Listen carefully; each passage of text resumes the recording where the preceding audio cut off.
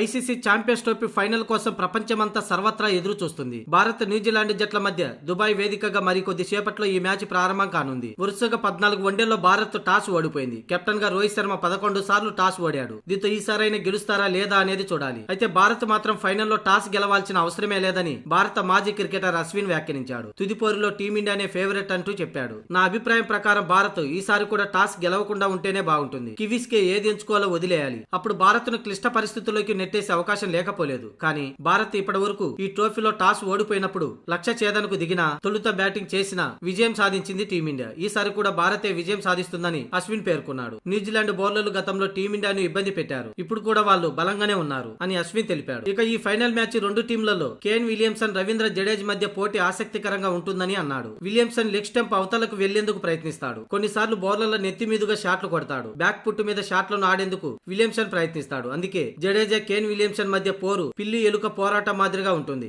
జడేజాపై ఆధిపత్యం ప్రదర్శించేందుకు విలియమ్సన్ తప్పకుండా ప్రయత్నిస్తాడు. వీరిద్దరి మధ్య పోరే మ్యాచ్ ను మరింత ఆసక్తికరంగా మారుస్తుందని అశ్విన్ పేర్కొన్నాడు.